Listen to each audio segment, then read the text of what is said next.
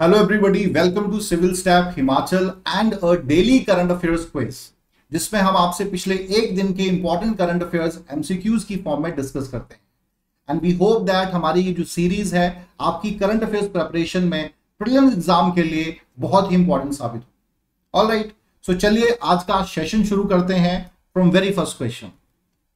So the very first question is from economics part. RBI has recently cancelled the license of which bank?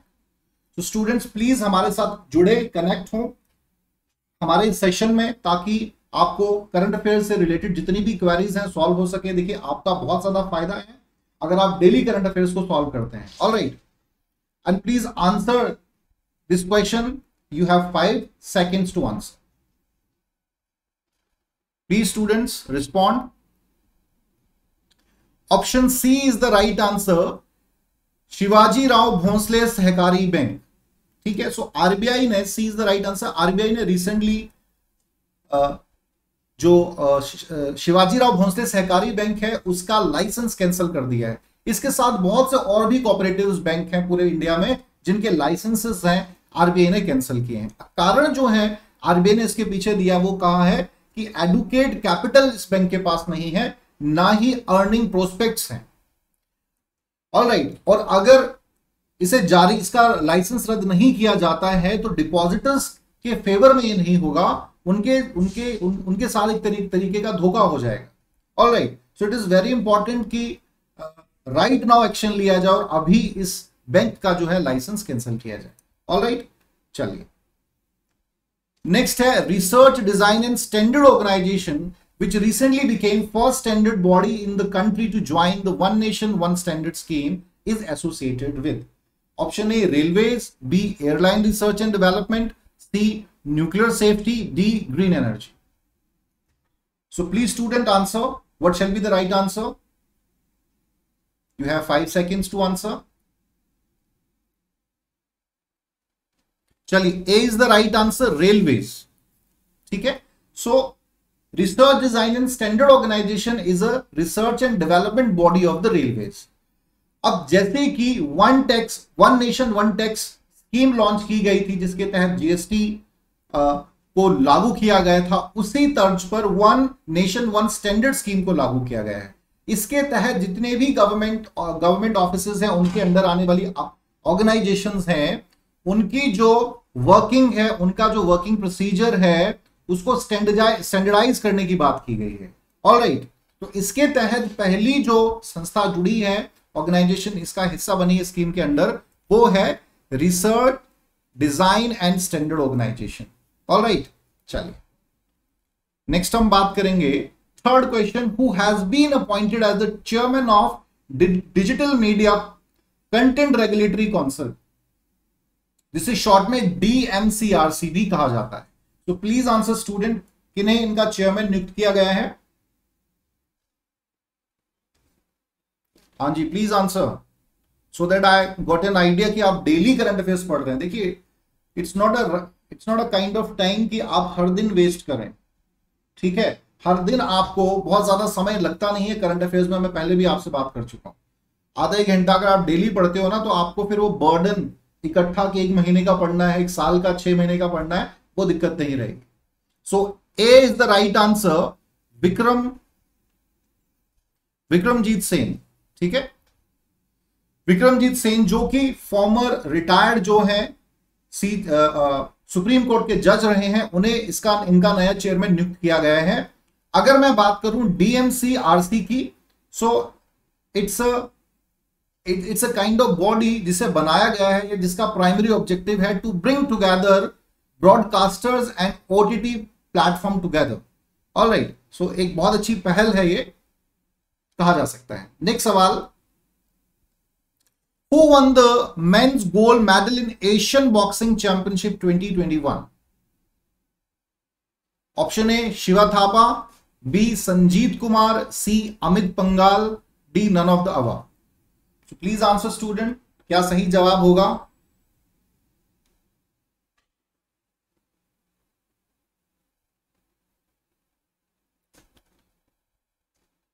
चलिए, B is the right answer, Sanjeet Kumar जो हैं उन्होंने Asian boxing championship जो कि आपकी हुई है दोहा में, ऑलराइट, दोहा नहीं सॉरी दुबई में हुई है, दुबई में ये हुई है और इन्होंने ये 91 किलो जो वेट है उस कैटेगरी में इन्होंने बॉक्सिंग कंपटीशन जीता है। अब ये इंपॉर्टेंट इसलिए है कि इन्होंने जो 2016 के रियो ओलंपिक्स के सिल्वर मेडलिस्ट थे बॉक्सिंग के, उनको हराया है, जिनका नाम है वेजली लेविट, जो कि कजाकिस्तान से संबंध रखते हैं। ऑलराइट, तो ये इसलिए भी इंपॉर्टेंट हो जाता है। देखिए किसी भी पुराने ओलंपिक मेडलिस्ट को हराना it's a big thing for a newcomer. सो ये 2-3 सवाल यहां से और बन सकते हैं, ये इवेंट कहां हुई है और किन्हें हराया है। चलिए नेक्स्ट सवाल है आपका, dash who passed away recently was the last surviving member of the constituent assembly. हाँ जी स्टूडेंट्स प्लीज आंसर। क्या सही जवाब है? Option A Soli Sorabjee, B Sunderlal Bahuguna, C Vanraj Bhatia, D TM कालीकरण।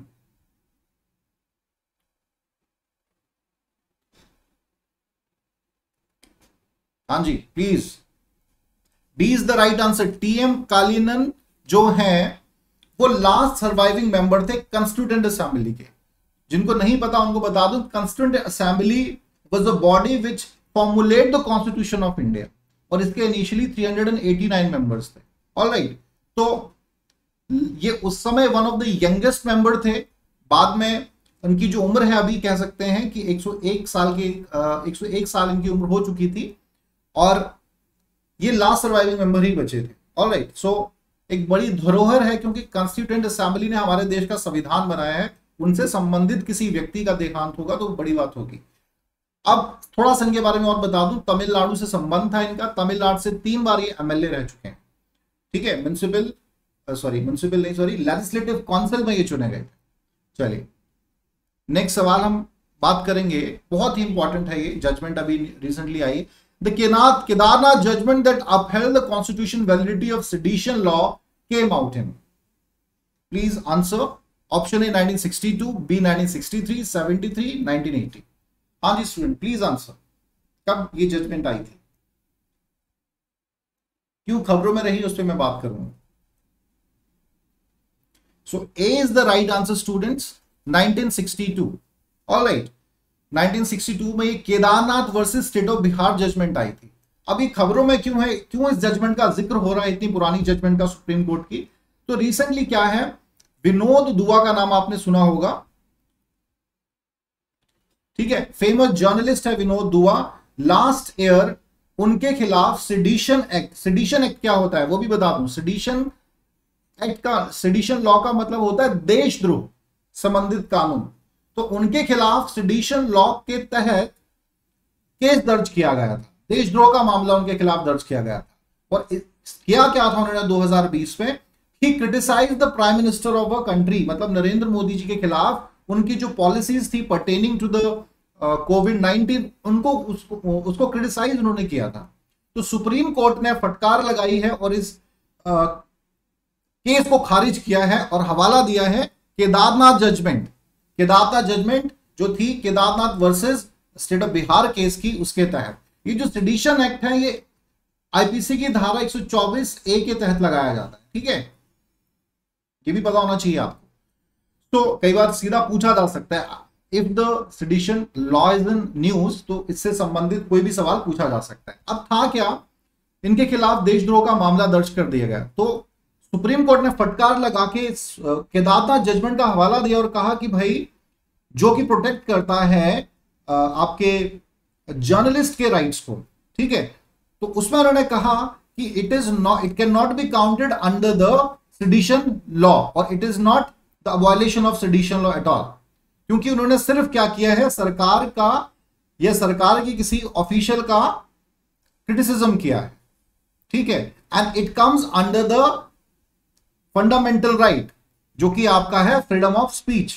Alright, अगर फ्रीडम ऑफ स्पीच के तहत भी आप सरकार की आलोचना ना कर पाए तो हम फिर किस प्रकार के लोकतंत्र में रह रहे हैं? ठीक है, then our democracy is in danger. So बड़ा ही ये इंपॉर्टेंट डिसीजन मैं कहूंगा सुप्रीम कोर्ट ने दिया है। चलिए नेक्स्ट हम बात करेंगे, a report title glaciers of the Himalayas climate change, black carbon and regional resilience has been recently released by? So option A, World Wildlife Fund for Nature, United Nations Environment Program, World Bank, International Monetary Fund. Answer sorry पहले ही आ गया, हाँ जी, सो सी is the right answer. हाँ, इसका जो answer है वो सी है। Alright, world bank ने रिसेंटली ये जजमेंट दी है और कहा है कि जो हमारा, let me show you in the map, ये जो हिमालयन रीजन है, हिंदकुश, हिमालयंस एंड कराकोरम जो रीजन है, यहां पर ब्लैक कार्बन की मात्रा देखी गई है, जिसकी वजह से मेल्टिंग ऑफ द ग्लेशियर जो है होगा, साथ ही साथ पॉल्यूशन भी बढ़ेगा इस रीजन में। ऑलराइट, और प्राइमरली स्पेसिफिक जो इस रिपोर्ट में कहा गया है वो ये कहा गया कि 3 जो मेजर रिवर्स हैं, गंगा, ब्रह्मपुत्र एंड यमुना, ठीक है, ये ज्यादा इफेक्ट होंगे। अब एक और रिपोर्ट के कंटेक्स्ट में मैं आपको बताता हूं कि ये ब्लैक कार्बन कहां से आया है। मेडिटेरियन सी, जनवरी फरवरी मंथ में मेडिटेरियन सी में एटमॉस्फेरिक डिस्टर्बेंस की वजह से क्या होता है, जो विंड्स है, क्योंकि पॉल्यूशन है इस पूरे रीजन में, फर्दर यूरोप आ जाता है आपका, ठीक है, तो यहां से जो जेट स्ट्रीम्स हैं दैट कैरी जो विंड्स हैं जनवरी फरवरी के समय में हिमालयन रीजन में, हिंदकुश, काराकोरम, इस रीजन की तरफ बढ़ती हैं और अपने साथ करती हैं ब्लैक कार्बन को carry. Alright, and due to that यहां पर ब्लैक कार्बन की जो मात्रा है वो देखने में ज्यादा मिली। चलिए नेक्स्ट सवाल की तरफ बढ़ेंगे। The world employment and social outlook report is released by, please answer students. Option A, international labour organisation, world bank, international monetary fund and none of the above. हाँ जी, क्या सही जवाब होगा स्टूडेंट्स, प्लीज बताएं। So option A is the right answer, international labour organisation. So recently ये report जारी की है ILO ने, ठीक है, जिसका नाम है world employment and social outlook. इसके तहत जो इनकम इनक्वालिटी बढ़ी है पिछले कुछ समय में, साथ ही साथ अनएम्प्लॉयमेंट जो बढ़ा है, लेबर एक्सप्लॉइटेशन बढ़ा है, या वर्किंग पॉवर्टी जो है उसका जो पैमाना है वो क्या है, ठीक है, specially in this Covid period, वो इस रिपोर्ट में दिखाया गया है। चलिए नेक्स्ट है आपका world environment days observed every year. तो सबसे सिंपल सवाल है लेकिन बहुत बार एग्जाम में पूछा जा चुका है, ठीक है। So option A 3 June, B June 4, C June 5, D June 6। So what shall be the right answer students? Option C is the right answer, June 5, ठीक है। हर साल पर्यावरण दिवस मनाया जाता है, जितने भी हमारे इन्वायरमेंटल इश्यूज हैं उनको अवेयरनेस बढ़ाने के लिए, बैक टू द नेचर जो कॉन्सेप्ट है उसको प्रमोट करने के लिए। और इस साल की अगर मैं थीम की बात करूं सो इकोसिस्टम रेस्टोरेशन जो है वो थीम है इस साल की। ऑलराइट, तो ये भी सवाल पूछा जा सकता है, क्योंकि जरूरी नहीं है एनवायरमेंट डे तो सभी को, I think the most days की वाले क्वेश्चन में सबसे इंपॉर्टेंट और सबसे मतलब नोन जो क्वेश्चन है वो यही है। तो सवाल बदल के पूछा जा सकता है, इकोसिस्टम रेस्टोरेशन जो थीम है उससे सवाल आपका पूछा जा सकता है। ऑलराइट, सो चलिए here we complete our session today. I hope कि आपको कुछ नया सीखने को मिला हो, कुछ आपके डाउट्स क्लियर हुए। चलिए now discuss bit about our courses. पहला हमारा जो कोर्स है वो उन विद्यार्थियों के लिए है जिनका मेंस तक का प्रिपरेशन अच्छा है, they have prepared well for mains, but now they just want to brush up all the facts through their writing skill, how to practice answer writing। तो इसके लिए जो हमारी मेंस टेस्ट सीरीज है वो आपके लिए बहुत ही किफायती रहेगी। ऑलराइट, इसमें 20 टेस्ट इंक्लूड है, 9 सेक्शनल, 9 फुल लेंथ, 2 एसे टेस्ट। ऑलराइट, मॉडल आंसर्स भी आपको प्रोवाइड कराए जाएंगे, वीडियो डिस्कशंस होंगी इन लेक्चर्स की, प्रॉपर फीडबैक जो है आपको प्रोवाइड कराया जाएगा, and it just cost 8,000 rupees. Next हमारा कोर्स उन विद्यार्थियों के लिए है जो प्रीलिम्स के बाद करेज नहीं कर पा रहे हैं कि वो मेंस की प्रिपरेशन अच्छे से कर पाए, या अपने में कॉन्फिडेंस नहीं जुटा पा रहे हैं, तो उनके लिए ये हमारा कोर्स रहेगा। इसमें 140 प्लस लेक्चर्स GS 1 to 3 के रहेंगे, नोट्स 160 प्लस पेजेस के हैं, मॉक इंटरव्यू सेशंस भी इसमें इंक्लूड रहेंगे। All right, and it just costs 8,500 rupees. Now a third course which is the comprehensive one, और ये कोर्स हमारा उन विद्यार्थियों के लिए है जो अपना सफर अब जस्ट शुरू करने की सोच रहे हैं। ऑल राइट, तो उनके लिए हमारा ये कॉम्प्रिहेंसिव कोर्स है जो प्रीलिम्स से लेके इंटरव्यू तक की प्रिपरेशन में उनकी मदद करेगा। It includes 200 plus GS lectures, 75 plus CSAT lectures, 3000 से ज्यादा पेजेस के नोट्स हैं आपके, वीकली डाउट सेशंस होंगे, टेस्ट सीरीज इंक्लूड है प्रीलिम्स एंड मेंस की, करंट अफेयर मैगजीन आपको प्रोवाइड कराई जाएंगी इसके अंदर। ऑल राइट, और इंटरव्यू सेशंस भी आपके इसमें इंक्लूड है। And it just cost 22,500 rupees. So please student avail the opportunity, अपने सपनों को पंख लगाइए, ठीक है। Don't compromise with your dreams. अगर आप में कोई करेज में दिक्कत आ रही है, करेज नहीं जुटा पा रहे हैं अपनी प्रिपरेशन को करने के लिए, so we are with you guys. All right, चलिए, थैंक यू सो मच।